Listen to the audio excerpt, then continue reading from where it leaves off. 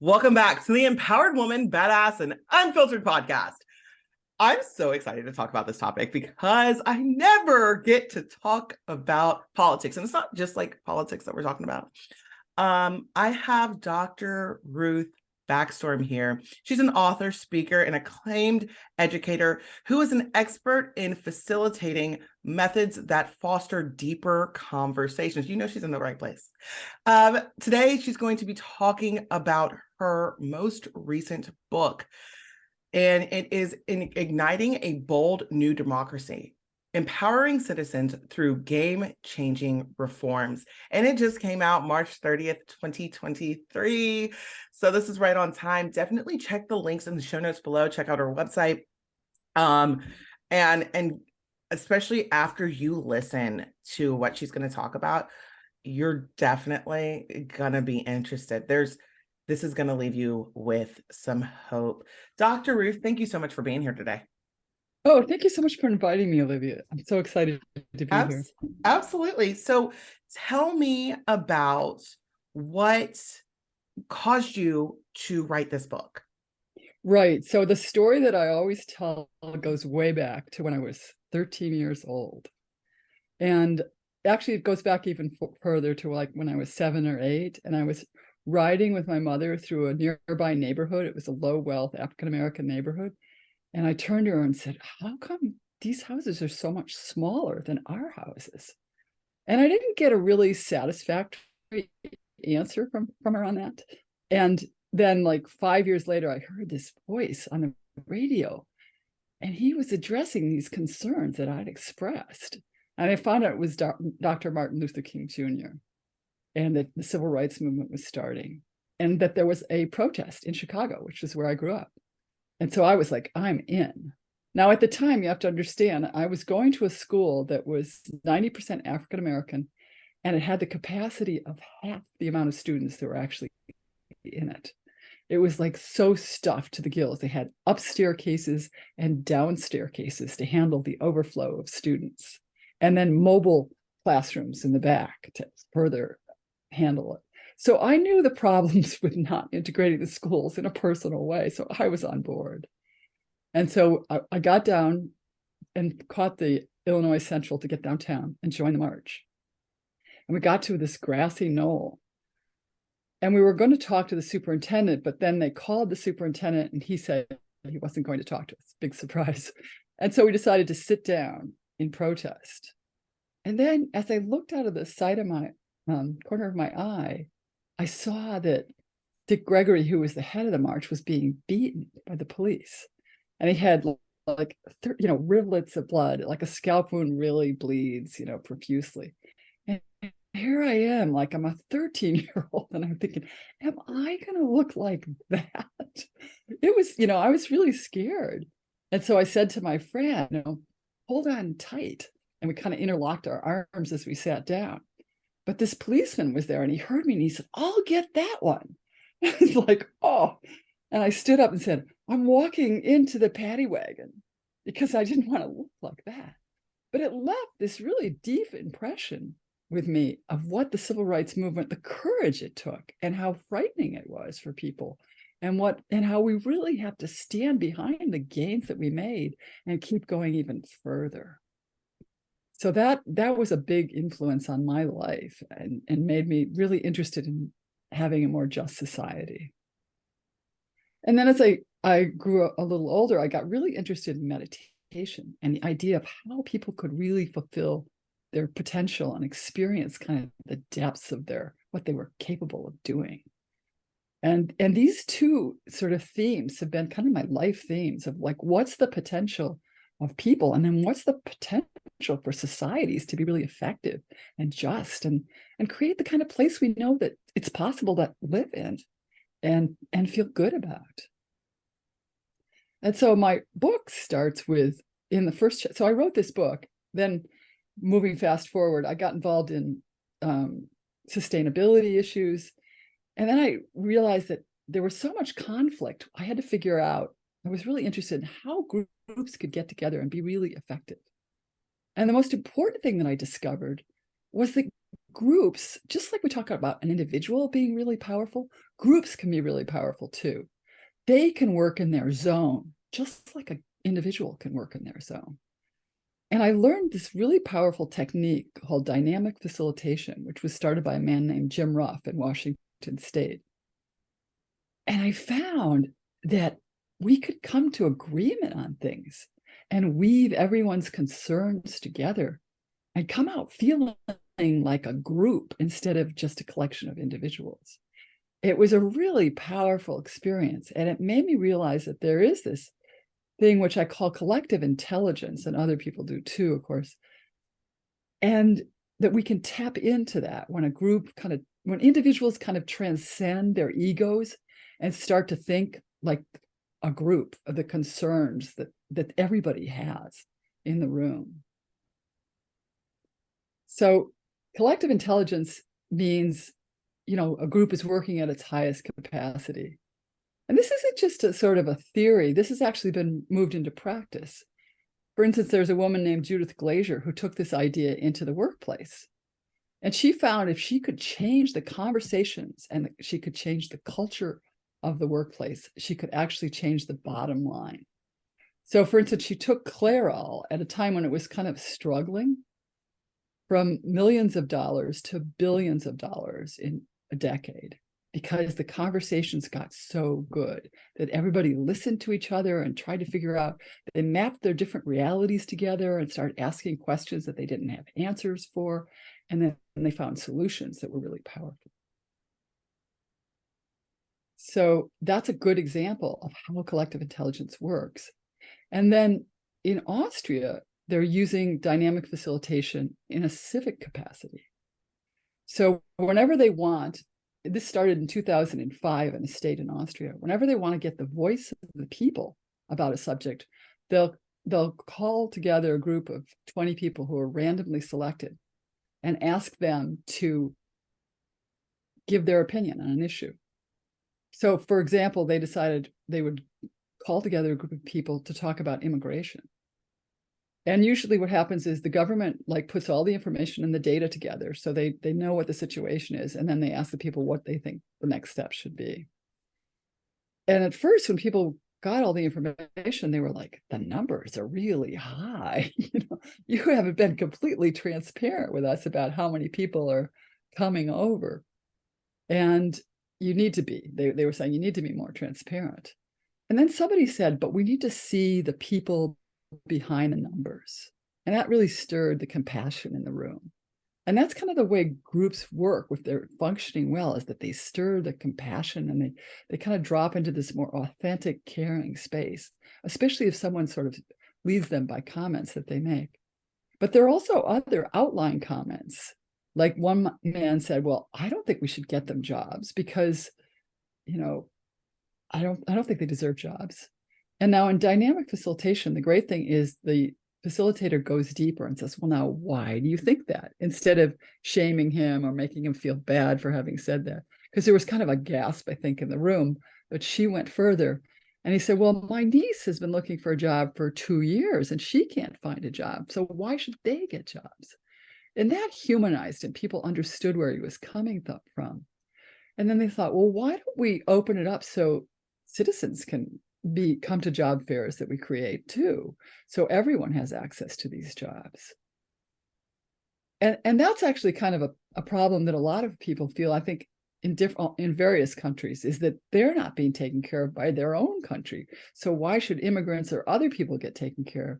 So, I mean, it raises a perfectly legitimate question. We need to be taking care of everyone, and everyone needs to feel taken care of.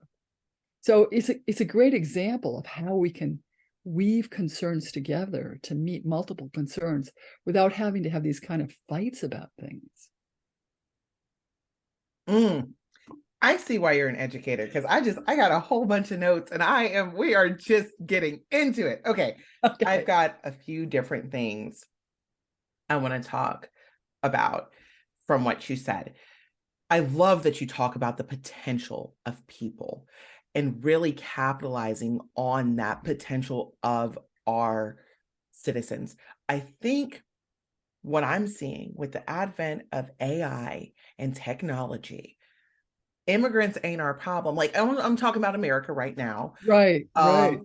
It's the fact that in Texas, there is now a McDonald's that doesn't have a single employee. Wow.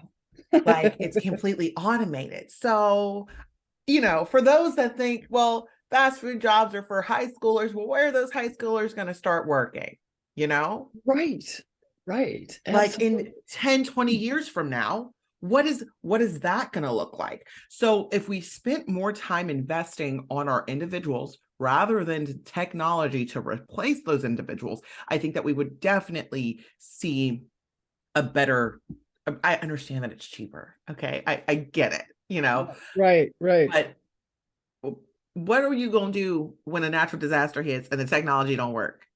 right. Who you gonna have? You gonna have the people that are unskilled, uneducated, that you neglected. Okay, that's where you gonna have a whole bunch of them. Which brings Yeah, me into let me the just say something sustainability. about that. I think the important thing is that we get in front of this, that we Mm-hmm. control how it happens. That, I mean, I have a whole section, my last section of my book is on creating the future that we want instead of being blindsided by one that we don't want. Right, because I mean, if it still keeps going in the way that it is, that it appears to be going, and we Right, don't get ahead of it, that's the reality that we're going to have. And I think that that's a serious conversation that we have to have as a society. Which brings me exactly. to the sustainability. Us getting ahead of that makes our society a lot more sustainable. Right, right. And less of these horrible storms. I mean, those storms are now baked in for 3 decades because we haven't addressed this issue. So we need to address it so it's not more decades that we're adding on to that. But this makes it even more important that we get in front of the inequality that exists in our society. We have one of the highest rates of inequality. And one of the problems when you get this high rate of inequality is that it's really hard to break it without a revolution. I mean, that's what history has shown. So we really need high levels of civic engagement to really turn the tide. And that's the argument that I make in my book. Now, the good news, though, is that that's happening all across the world. There Mhm. are citizen assemblies on climate change that have happened all the way from Washington State to Australia. And while I was writing the book, actually, these all happened. And so it's like, I think we're all on the same page that the way to get democracy stronger is more democracy, to bring out really high levels of civic engagement so that we're actually creating the future that we want instead of relying on our broken politics, which is not working very well, as we can all agree. We don't seem to be solving any problems by creating them. I also want to talk about collective intelligence not being groupthink. Yes, that's a great question. Good question. Yeah, the Borg from Star Trek frame where everybody thinks the same way, No, actually, what you experience when you're doing one of these groups is that the outliers often are really critical in deepening the conversation. That example I gave is that man deepened the conversation and brought in a whole other angle. So you have to welcome the diversity. One of the things I say in my book is that our diversity is not a liability, it's our greatest asset. The more diversity that you get in the room, the better you are at problem solving. And I want to jump on this investing in people too. That my first chapter opens with the GI Bill of Rights, which was a radical thing to do in 1944.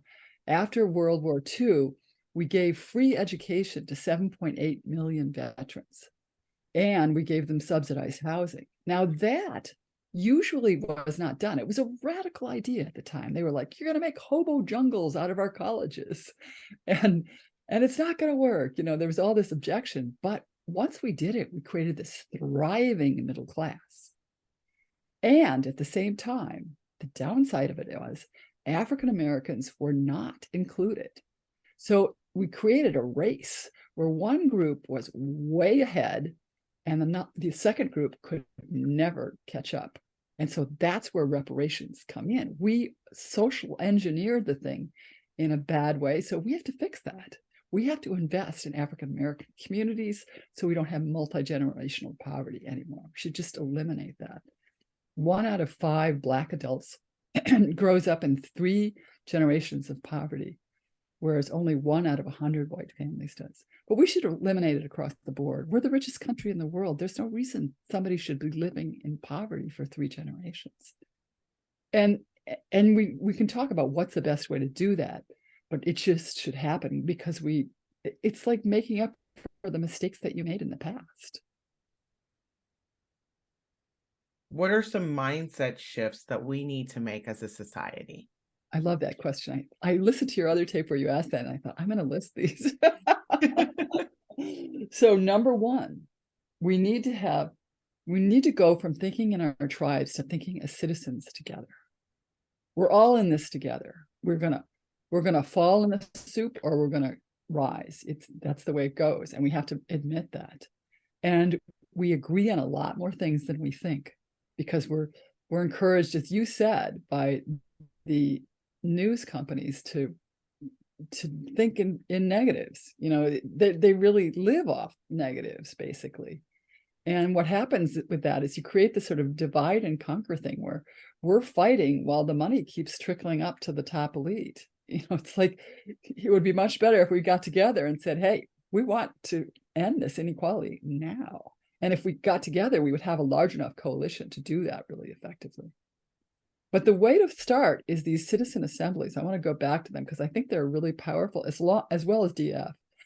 Because DF is kind of the cheaper version because you're only pulling 20 people together.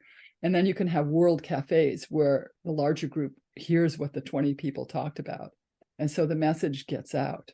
So they started that in Wollerberg, Austria in 2005, and they institutionalized it in 2015 because it was so successful at getting the voice of the people into the government and downplaying the effect of special interests. Because, for instance, after that immigration event, somebody said no politician would have the political cover to say the things that they said, because citizens could say anything they wanted, because there was no donor who was going to go, you can't say that, or there was nothing stopping them. And so that's the value of having citizen engagement stronger. Plus, I thought, oh, it's great. This is great. It's happening. But I talked to Manfred Hellriegel. He said, actually, the most important thing is the learning inside the group. You were talking about learning. It's like learning from each other so that we really understand each other and stop demonizing each other. That just made me think about something that I even said today. Because there are certain things that I know people refuse to change their minds on, like when it comes to their morals and their values and everything like that. And I've got a few things that recently with certain things that are going on that I'm like, I'm not changing my mind on this. I've heard what other people think, but I'm not there's nothing that can change my mind on certain things. And I know that there's other people that feel very similar with whatever their value systems are and their things. What is your suggestion for that? We don't have to agree. Mm-hmm. We're not going to agree on everything. We could still be friends and not agree, right? Yes. I mean, how did we get into this place where we think we have to agree to be friends, I mean, I have friends that don't think like everyone has friends that don't, there's parts of their beliefs that you don't agree with and stuff. But the thing we do have to agree on is an operating system. I really want us to commit to democracy, but I want it to be like a third way. It's not more of the status quo, and it's not this extreme autocracy that we're moving towards. We're trying to force everybody to believe what we believe. And you can see that to some extent on both sides. In fact, the thing I hear from everybody is, I want to hear from the middle more instead of the extremes. Whenever I talk about my book, that's the big theme that comes up. And it's true, we actually do better policy together because we're moderated by each side. But I mean, one of the problems is the Republican Party has become so extreme. It's very difficult to deal with. And so we really need to take the moderate conservatives and give them a platform so we can have more of that in the discourse. Yeah, I identify more so as a moderate conservative. And you know what I'm saying? Because there's some things I'm just like, hold on, y'all. y'all, this is not even like this ain't the thing, Yeah. but there's other things like with the left, and I'm like, no, no, no, no, no. I think that they're but it's like I said before, I don't watch the news. I really just stick to working on myself and being the change that I want to see in the world. But I think that like I would actually be interested in getting to politics if it could be this type of situation. Right. If That's this what a was lot of this people. environment Yeah. that was facilitated, I think that would be a lot more effective, because right now I think that people are just taking money and having big ego competitions. Right. And I just, the stress that comes with that does not produce the same type of reward, the reward from actually making a positive impact in society. I do not, the way that stress level, because you get so many people constantly just preying on your downfall, just all of this other stuff, the negativity, and it's not doing anything but Right. creating more Right. problems. You got all these other, the fact that we're so extreme now that we have to be so extreme to get attention, because Right. normalcy is just, oh god, that's just not enough, I know. Common sense is gone. Right. And that's the neat thing about these opportunities is it's a safe space to have the conversations that we should be having. Deeper conversations and consensus building conversations too. I mean, one of the interesting things about these groups is that they can build more consensus, that people can change their minds in these kind of situations. One of my favorite examples is the study done by Stanford called America in One Room, where they took 500 people, and it was supposed to be the National Opinion Research Center in Chicago structured it so it looked like America. It was proportionally the same amount of people. So it looked like America in one room. It was 500 people, which is a lot in one room. They polled them when they came in and asked them what they thought the state of democracy was and their feelings about 5 different issues, and then they polled them at the end. So when they came in, 30% said democracy was doing moderately well. And then at the end, when they polled them, and they also introduced experts to them, giving them information about these 5 topics, and at the end, when they polled them, 60% said democracy was doing moderately well. I mean, that's just a weekend of conversations that were moderated. What could we do if we did this on a scale that was really big and did it across our country? I mean, it could be a huge game changer to have these kinds of conversations. And they also came closer on the issues as well. They came It's a closer. necessary game changer in order for us to make a drastic pivot in the future of our society. It is absolutely necessary. Absolutely. Because what we're doing now just is not, it's just not working. It's not working, right? That's something we all agree on. In fact, a lot of the reforms we agree on too. Like what would be a game-changing reform? Getting money out of politics.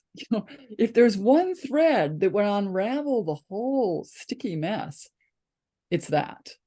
And there's a really interesting example where Maine started funding their state elections. They got to 80% of their candidates were getting, or 80% of the funding, I think it is, came from the state.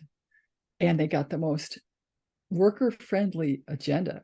And they had people like teachers and firefighters who would normally not be able to afford to running for office and taking on those roles. So we know what the difference would be because they're a great example of it. So we should do that. We should do that all across our country, really. We should start to advocate for having state funds go to the running of local elections and just have a taste of what it's like. I mean, so the vision that I have ultimately is that citizens need to come together and create our own civic agenda for the reforms that we want, and then come together and initiate them through a pro-democracy movement. I mean, another big one is this inequality. I mean, those are 2 of the biggest problems that we have in our society. And then all the way down to, there's so much neglect too, like the homelessness situation. I mean, and there's little clusters where they're having success at these issues, but you never hear about that on the news. Mostly what you hear about is the stuff that's not working. But if we came together and we started talking about what's working and really revved up what's working, that could be a really powerful thing. It could turn our whole attention towards seeing how democracy can actually work. For instance, homelessness, in Stockton, California, they've started giving a collection of homeless men and women $500 a month. And 35% of them were able to get housing from that, just with a little boost. It can make a huge difference in people's well-being and stuff. Once again, investing in people. And we know this because that's the best part of our legacy. Every dollar spent on those veterans yielded $7 in return on the GDP. I mean, it's the best investment you can make, is investing in people.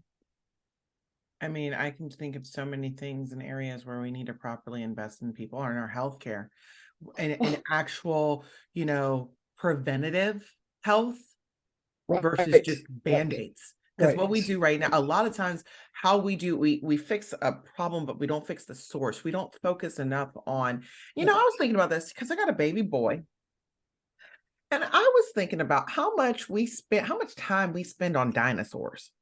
We spend so much time on dinosaurs, not saying that we shouldn't know history and shouldn't know other things, but we got all these dinosaurs that people make so much money off of making outfits with dinosaurs on them and all this, the movies and all the other stuff. Yeah, I have a grandson in that same place, I have to tell you. but we don't talk about how to manage your emotions.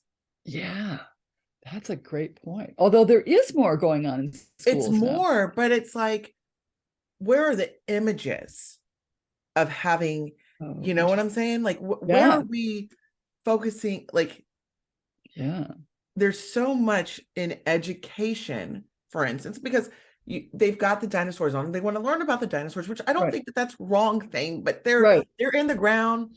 They ain't really coming back alive. I'm not really trying to get them to come back alive.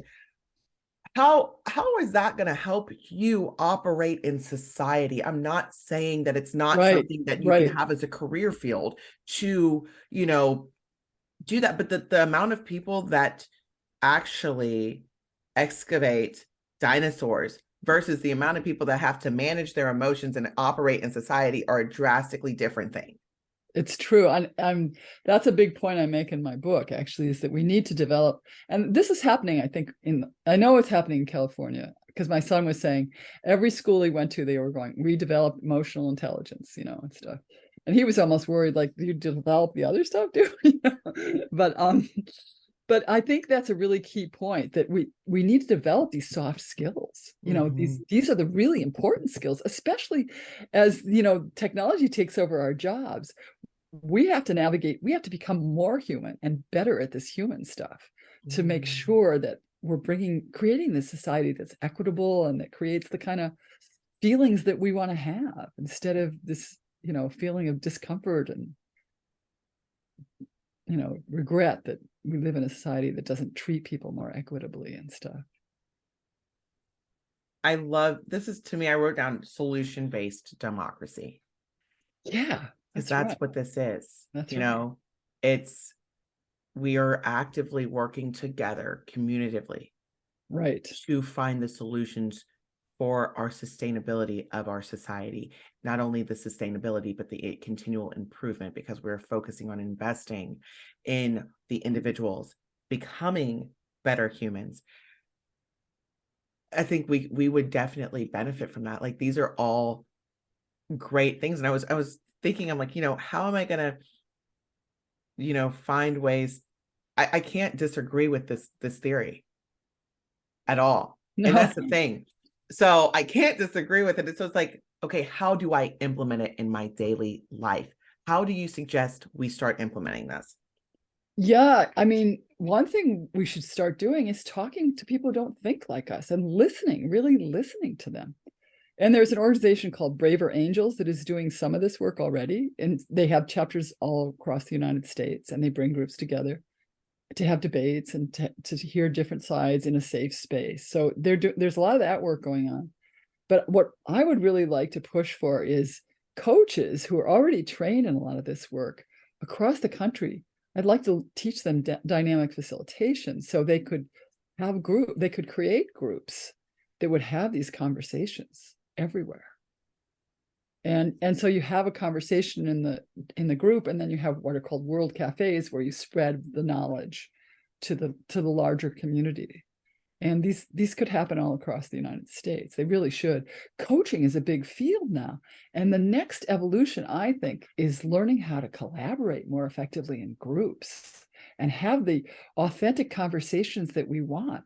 I mean, it's like people are almost scared to talk about, talk about politics and religion.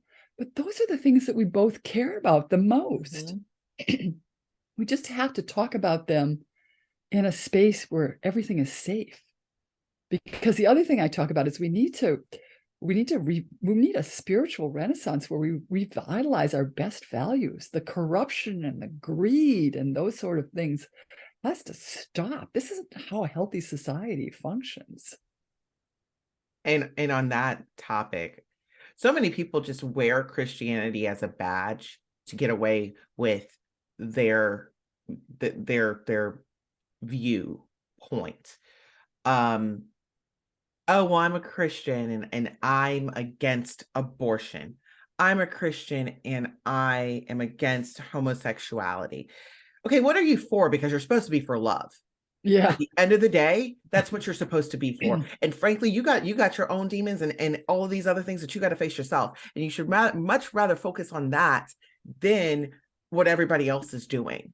You know, there are things where it's like, you know what, that's not good for my children. That's not how I would like for my children to be exposed to and all of those other things. You have every single right to do that. That's not the argument I'm stating, but you can't preach that you're a Christian and spread nothing but hate. You can't do that. Right. And that's the irony. It's we live in this country where we're supposed to, one of the creeds of Christianity is love your enemy, not even just your neighbor, but love your enemy. Mm-hmm. And here we are. We can't, I mean, this is where I feel like the religious, we really need religious leaders to step forward and have these conversations in their churches too. Yeah. And on campuses. You know, I think it's really important that we start talking about these things in those two venues, especially. Like, I think it's a crime that we're charging our students so much money that they're going to be shackled with this debt while they have a planet that's on life support and a democracy that's wobbly. And then they have so much debt, they can't attend to those things. I mean, no other society would do this to their future leaders. It just makes no sense to me. So that's a discussion that should be happening on campuses all over, is that we need to free them up and put wind in their sails so they can lead us towards the democracy that we want in the future. Oh, yes. Oh, well, Ruth, I could talk to you all day, but I'm going to have to let you go. Okay. I definitely want to have you back on. Okay. Because this was just such a good topic. Yeah. Man, I want to see what you're doing. I'm going to look up the Braver Angels myself. Okay. Because I'm going to push my book here too. Yes. People can get it on Amazon in Kindle or in hardback or paperback, whatever way they like to read.